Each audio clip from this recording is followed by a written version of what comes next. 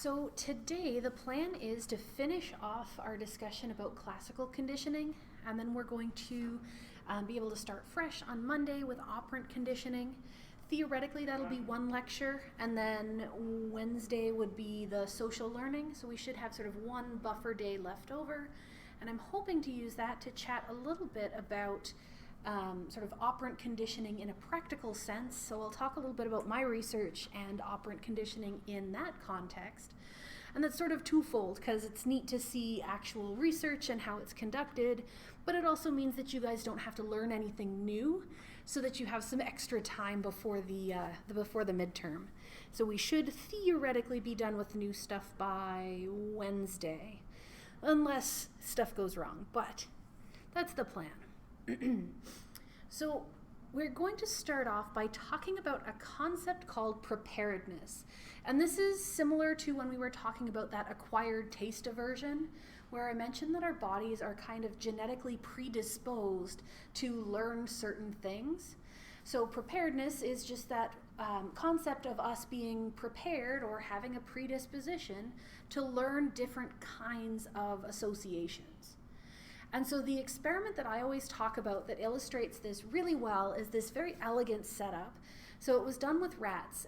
So the diagram there is just the results. I'm going to talk about the setup. And so these researchers had a water bottle, and it was lit with a light behind it. There was a static noise generator, and the water in the bottle had been sweetened. So we could say that it was bright and noisy and tasty water. And so they allowed rats to drink from this water bottle for a while, and then one group of rats, after drinking, they were exposed to a shock, so that was their unconditioned stimulus, and the other group, they were exposed to X-rays. So when they were exposed to radiation, it makes them feel nauseous.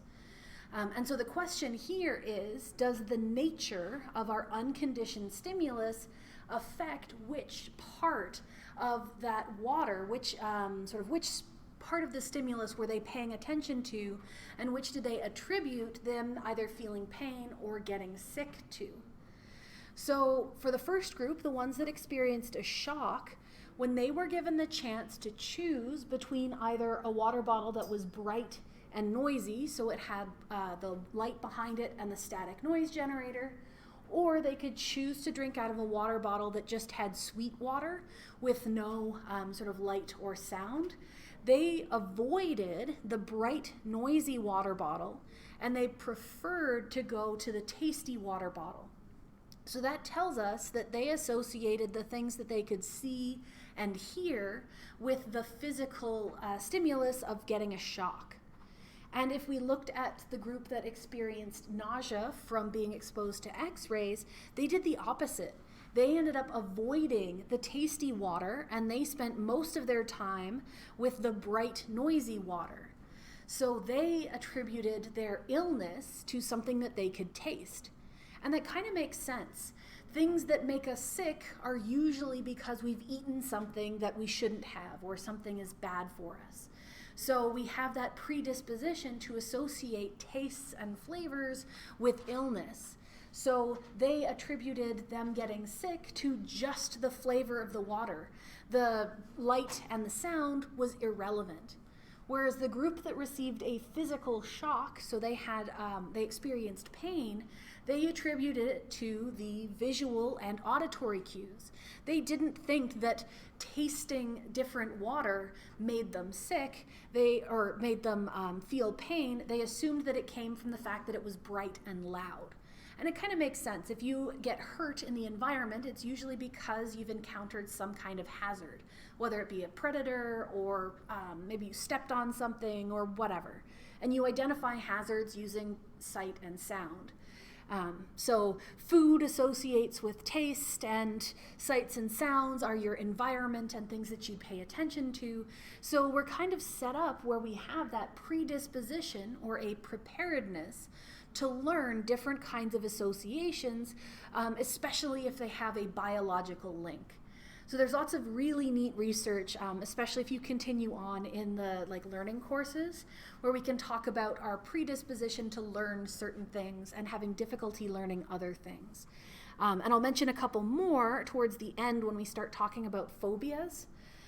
But that's a good spot to get started. So everything we've talked about so far has been about establishing these associations, about learning something about the relationship between two stimuli.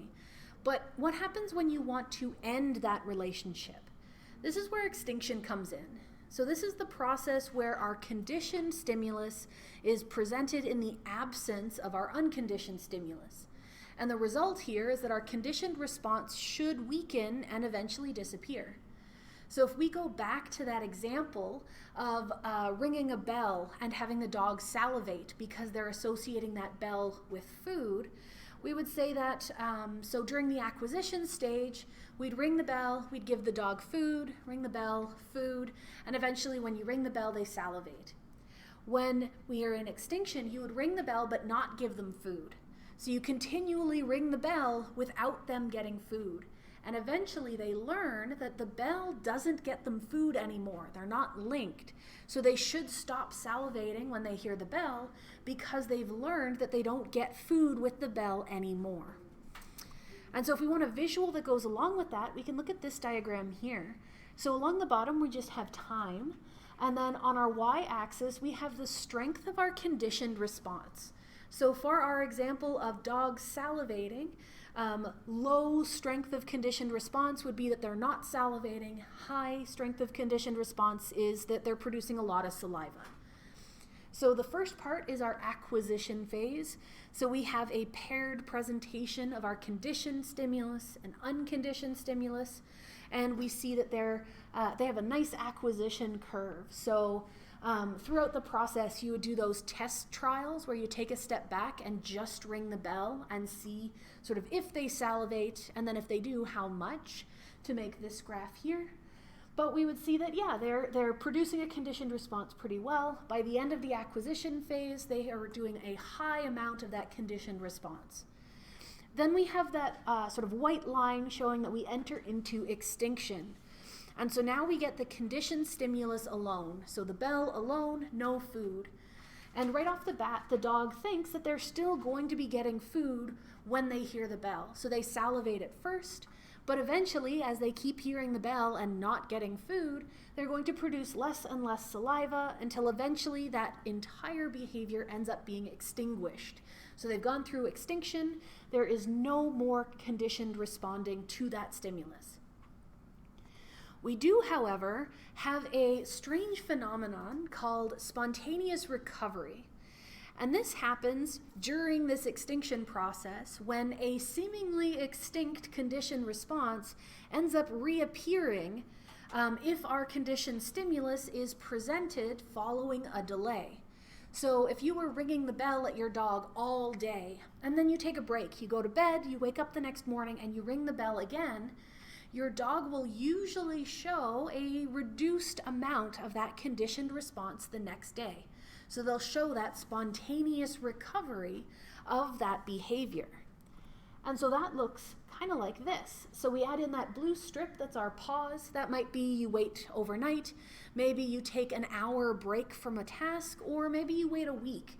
The length of the pause can differ. But after that, when we present that conditioned stimulus alone again, we see a weaker version of that response. So they would salivate a little bit, not as extremely as right after acquisition, but it's still observable. If we continue presenting that conditioned stimulus alone, they will still experience extinction again and it'll drop off. But if we take another pause, we'll usually see a little bit of that spontaneous recovery. And each time it's going to be lesser and lesser and lesser until it's eventually sort of non-significant. But this process actually comes from the fact that with acquisition, you're learning an association. And extinction isn't unlearning that association. Extinction is actually learning a new association that sort of supersedes the original. So with extinction, you're learning that the conditioned stimulus no longer is associated with the unconditioned stimulus. So you're sort of adding that on top. And so when you take a break, you're a little bit more likely to default to the thing that you had learned originally. That's probably a little bit more than what the textbook would go into, but as I said, this is my favorite topic, and I find it interesting that that's what's going on. But that helps us explain why the spontaneous recovery happens. It's just because you're defaulting to what you had learned first. Okay, and then one more sort of strange concept that we can talk about is the idea of conditioned exciters and inhibitors. And so far we've been talking about a single stimulus being our conditioned stimulus.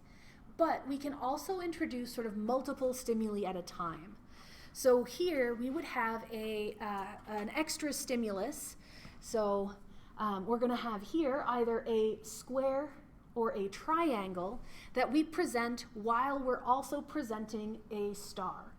So we're having that square and that triangle tell us something about the efficiency or the qualities of that star. So when the blue square is presented with the star, then we know that we're going to get a puff of air. So one of the very common ways to study conditioning in humans is to use a puff of air in your face because we have a reflexive blink response to air. So if we have those two shapes shown to us and they're always followed by a puff of air, we would very quickly flinch when we see those two shapes together. It's kind of like when you go to the optometrist and they get you the glaucoma test and they blow a puff of air in your eye, and you always flinch in advance and they tell you to relax and it just gets worse. That's the same basic setup. But we can also have something else, our triangle, and if the triangle is, say, the machine that you're looking into turns off. So the presence of that triangle, some other stimulus, tells you that the thing that you're scared of won't happen now. So it's signaling safety. So our conditioned inhibitor could also be called a safety signal. And it says that when the triangle is present with that star, there is no puff of air coming, so you don't have to have a startle response. So we learn or sort of modify what we understand about the star based on what else is presented with it. And so if we wanted to sort of look at this here with the conditioned exciter, so with that square, it's always going to go along with the condition, or it's going along with our unconditioned stimulus. So we will produce a conditioned response to that conditioned exciter because it's telling us it's going to happen. The safety signal, or the conditioned inhibitor, is a stimulus that we learn is telling us that the unconditioned stimulus is not coming. So it says there won't be a puff of air, and so we learn that we don't have to have a conditioned response. So it tells us that we're safe and that we then know something about what's coming. Okay, our next two concepts are very closely related. So they're basically opposite sides of the same topic.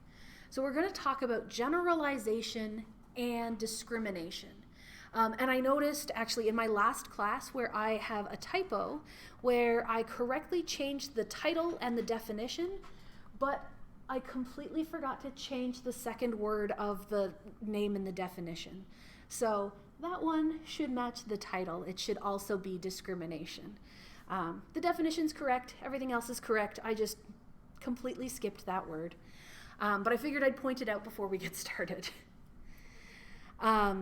So stimulus generalization is the process where once you've established a conditioned stimulus, once you have it to the point where it will produce a conditioned response, then similar stimuli might also produce that conditioned response.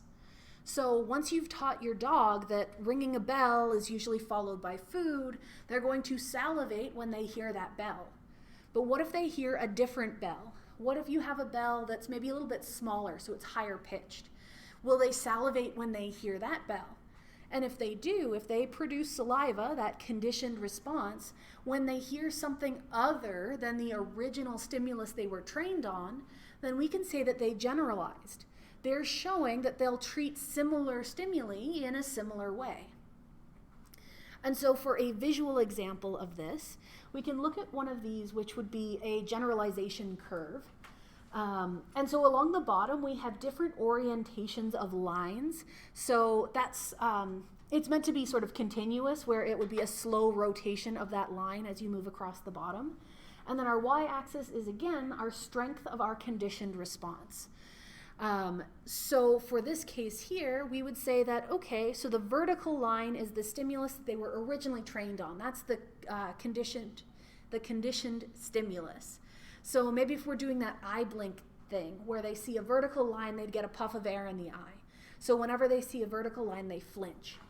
And so we'd look at maybe how much they flinch, or how likely they are to flinch, or I guess magnitude of flinching.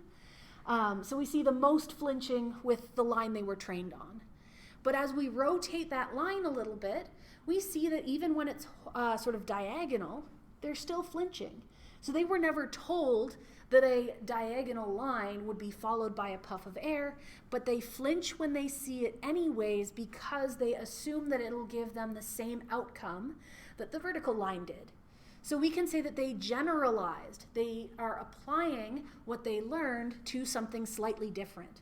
So they're treating that slightly different stimulus the same way that they would their original conditioned stimulus. And they're doing that by producing that conditioned response. This is really useful, especially in, say, animal research, where you're trying to look at what stimuli do animals treat as the same. If you can see generalization, say you were showing them two different colors, and one is a higher frequency and one is a slightly lower frequency. If they respond to them the same, then they would be treating them the same. They generalized, so those two colors look the same to that animal. So if we were looking at dogs who can't see colors, then we would get, as long as the sort of shade is right, then they are the same.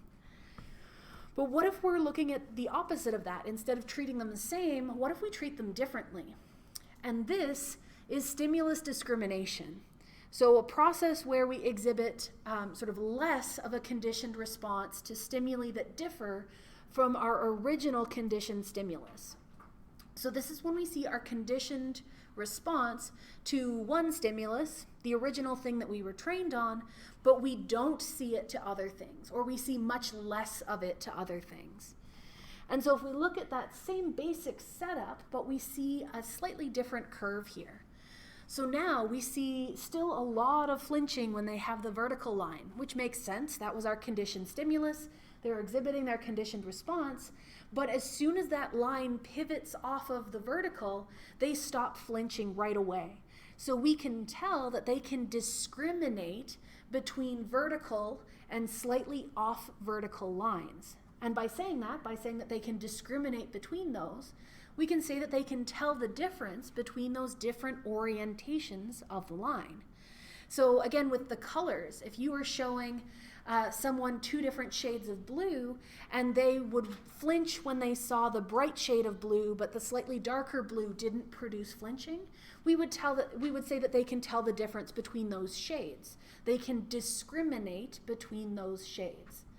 So when we're generalizing, we're treating them the same, and when we're discriminating, we're intentionally treating them differently. So I usually like to include some kind of question that asks you to make a choice between a situation being discrimination or generalization. So this is a good concept to kind of wrap your mind around.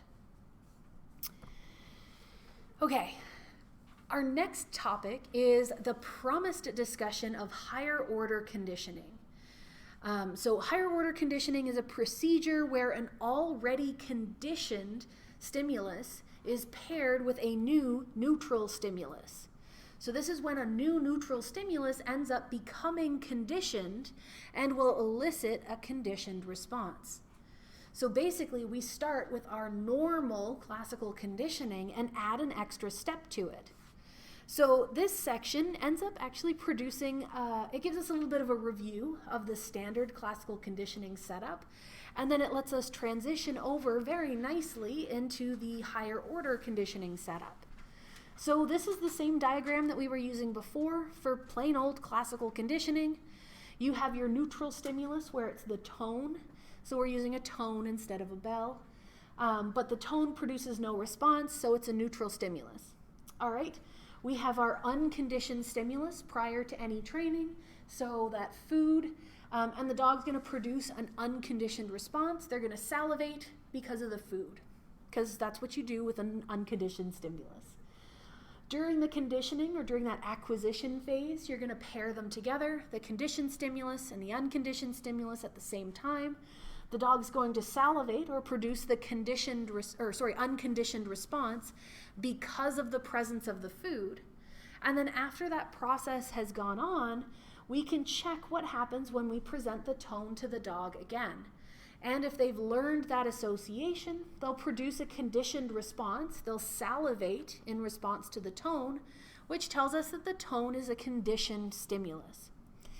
This point here, so knowing that that tone is now a conditioned stimulus, is the point that we start from for our higher order conditioning.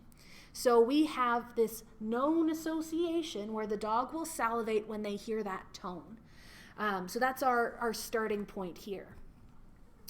We also have a new stimulus, a black square. So that's our new neutral stimulus. So we're getting away from our auditory cues. But if you present a dog with a black square, they're not going to salivate. It's just a black square. It doesn't mean anything. If we had our tone playing, the dog would salivate, and we would call that a conditioned response because they're producing it to our conditioned stimulus. During our higher order conditioning process, during that second round of acquisition, we would pair our black square, our new neutral stimulus, with our original conditioned stimulus. We might call it our first conditioned stimulus or CS1.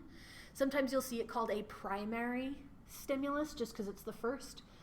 Whatever you call it, it's going to elicit salivation, and we're calling it still a conditioned response because it's being caused by our first conditioned stimulus. If we're not using an unconditioned stimulus, we won't call it an unconditioned response. So that's actually one of the useful parts of higher order conditioning is you don't need to have that unconditioned stimulus around to do the training. We already did that earlier. And then after our second acquisition phase, we have our new exposure to the square leads to a conditioned response. So the dog would salivate in response to that square. And so we could call that black square our new conditioned stimulus. So our CS2 or second conditioned stimulus.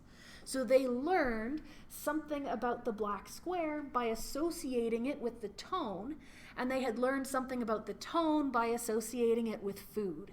So we've kind of piggybacked onto that first stage and added on to it. And so I think I've mentioned that higher order conditioning is how advertising works. So I usually use the example of, say, a beer company. So they rely on the fact that you already have a positive association with attractive people at parties. So maybe when you see attractive people, or I guess even just parties, you think of a time you've been at a party, it makes you happy. And so these companies will then show attractive people who are happy at a party with their alcohol.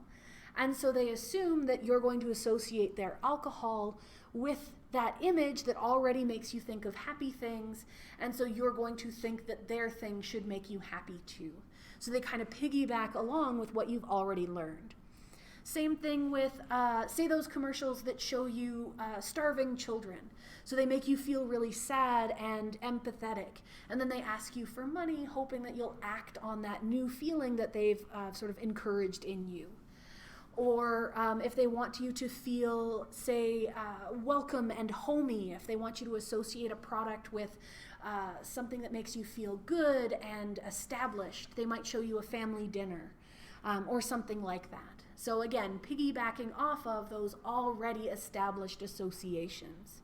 So most of what we learn through classical conditioning is actually higher order conditioning, because we make lots of associations between things that we've already learned about. All right, and then the last little bit here, we're going to talk about acquiring fears and then also getting rid of fears. And so you can't talk about fear in psychology without mentioning the case study of little Albert. This is the same as talking about HM when talking about memory. So it's our case study of this is what you do when you talk about this in psychology. But you might remember John B. Watson, who we had discussed as being responsible for establishing the field of behaviorism. So he was focused in on the influence of our environment on our behavior. And so Watson had said that as long as he could control every aspect of the environment, any child that you gave him, he could turn them into anything: a doctor, a surgeon, a criminal, whatever. You could make them into anything as long as he could fully control that environment. And so Watson was looking at the acquisition of fear, and he was doing an experiment where he exposed a young child who was about 9 months old at the time, called Little Albert, just to protect his identity. And he exposed this child to a white rat. And the child was very young, doesn't know anything about rats. The rat was a neutral stimulus. But Watson conditioned a fear response to that rat. So any time that little Albert was interacting with the rat, he would bang a gong in the background. Really loud sound, really startling. It would scare little Albert, would make him cry. And so eventually, any time he was interacting with the rat, there would be the loud sound. And so soon, just the sight of that rat was enough to get him to start crying. So that's a conditioned fear response. And then they also saw generalization, where little Albert produced a fear response to other things that were similar to that furry white rat. So if he was exposed to a fur coat, he might cry as well. He also showed some discrimination.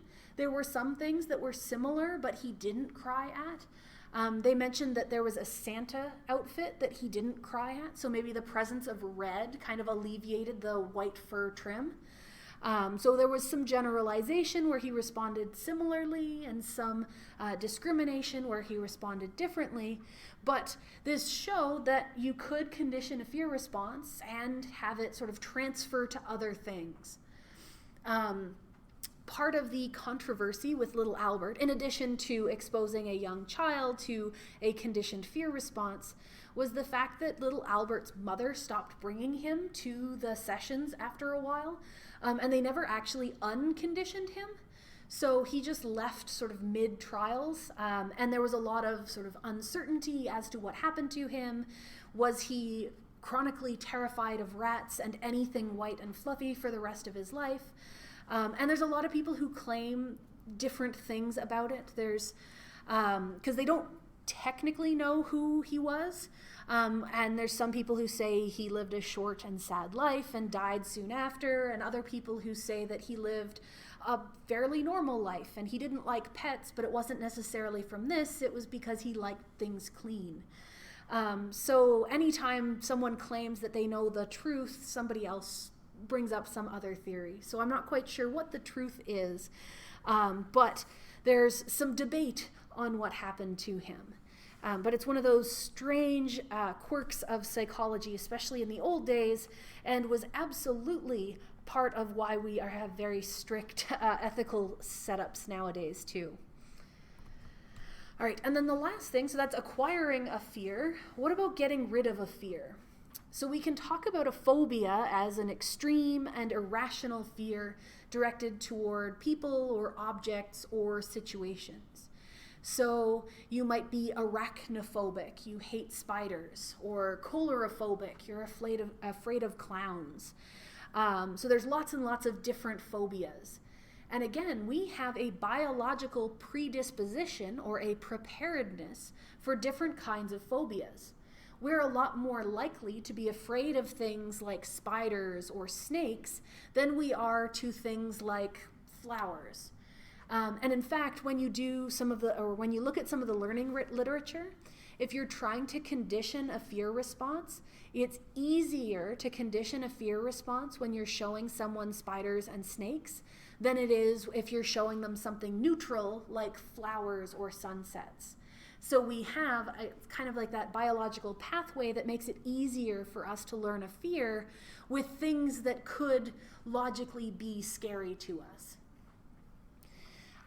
But we can talk about one of the ways to help get over these fears, and this is the process of systematic desensitization or exposure therapy. If you continue on in the psych courses and take 105, there's an entire chapter on different ways to treat psychological disorders, and they talk about sort of more and in more depth on this. But this particular technique is based on Pavlovian conditioning and using Pavlovian conditioning to help reduce fear responses. So it kind of fits perfectly here. But if you're interested in this, there is definitely more of it to come if you continue on. But with systematic desensitization, they rely on the fact that if you're exposed to a conditioned stimulus repeatedly without anything bad happening to you, without that unconditioned stimulus, then you will eventually stop having that conditioned response. So if you're shown a picture of a spider and you don't get bit or touched by a spider or anything bad, then your fear of spiders might slowly relax. So you would go through extinction to have a less intense experience. And specifically, systematic desensitization kind of starts you with baby steps. So you would probably start with like a really bad cartoon of a spider, and you would sit as close to it as you could. And then once you were comfortable with sort of a vague doodle of a spider, they might show you a picture of a spider, a realistic picture, and get you to sit as close to it as you could. And then maybe they'd bring in a spider in a glass box and get you to sit as close as you could. And so eventually work it up to the point where you could interact with that spider without having any of the fear response. So you'd be exposed to sort of stimuli that got closer and closer and closer to the conditioned stimulus that scares you, but always in the absence of anything bad happening to help reduce that fear responding. So this is a very good way to help overcome different things that cause anxiety and panic, especially phobias. But as you might imagine, it takes a really long time and it can be a very exhausting process.